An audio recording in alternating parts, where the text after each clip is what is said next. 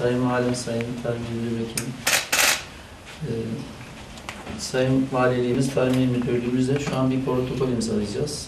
Amacımız Şahinbey'de çiftçilik yapan vatandaşlarımıza destek olmak.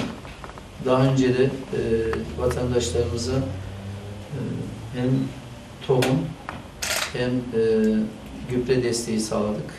Yaklaşık 6.000 ton gübre, 6.200 ton arpa ve buğday, daha önce 7.000 ton yem, 750.000 zeytin fidanı, 150.000 tane de fıstık fidanı dağıtmıştık. Bugün imzalayacağımız protokolle de çiftçilerimize geçen yıl verdiğimizin 2 katı, geçen yıl 3.500 ton vermiştik, bu yıl 7.000 ton küçük baş ve büyük baş için hayvan yemi dağıtacağız. Bunun %50'sini Şahinbey Belediye'miz karşılayacak, %50'sini de çiftçilerimiz karşılayacak. Yalnız şöyle bir avantajları var. Biz toptan aldığımız için çok daha uygun fiyat alıyoruz. En kaliteli yemi alıyoruz. Ayrıca Ocak ayından itibaren yemde talep fazlalaştığı için fiyatlarda değişme olabiliyor. Bu değişmeden de çiftçilerimiz etkilenmeden eski fiyat üzerinden bu ürünleri almış olacak. Küçük başta kişi başı 1250 kilograma kadar vereceğiz. Büyük başta da 2000 kilograma kadar çiftçi başı hayvan üreticileri için yem desteği sağlamış olacağız. Bu protokolde ve öncekilerde bize destek olan Sayın Valimize, Tarım İl Müdürlüğümüze, Tarım İlçe Müdürlüğümüze teşekkür ediyorum. Hayırlı olmasını diliyorum.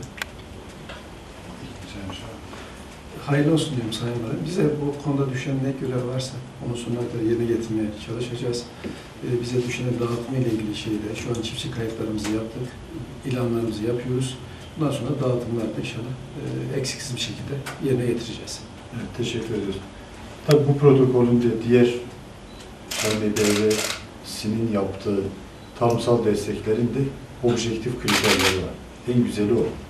Hiçbir çiftçimiz bu niye fazla aldı, ben eksik aldım ya da buna verdiler, bana vermedin diyebilecekleri bir mesele değil. Objektif kriterler konuluyor.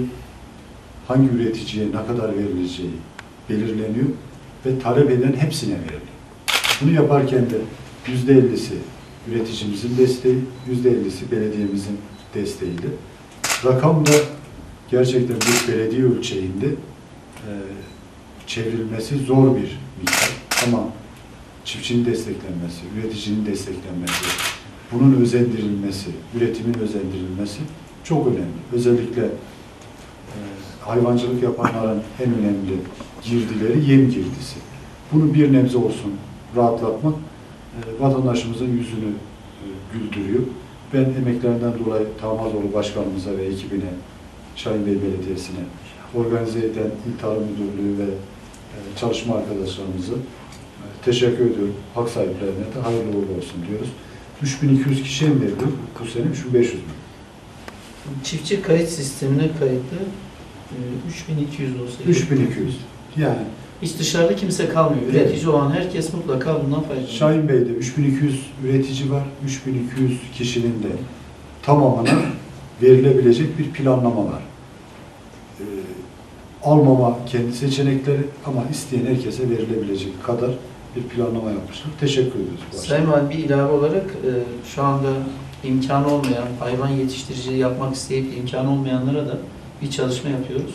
Onlara da 20 tane küçük baş, isterlerse 2 tane büyük baş hayvan desteği vereceğiz. Çok onlara da üretici haline dönüştürmüş olacağız. Bu da güzel bir müjde. Şahinbey'de yaşayıp bakabilecek durumda olan, özellikle kırsalda yaşayanların, evet, şartlara uygun olanların, ihtiyaç sahiplerine bunu da vereceksiniz. Evet. Evet, teşekkür ediyoruz başkanım.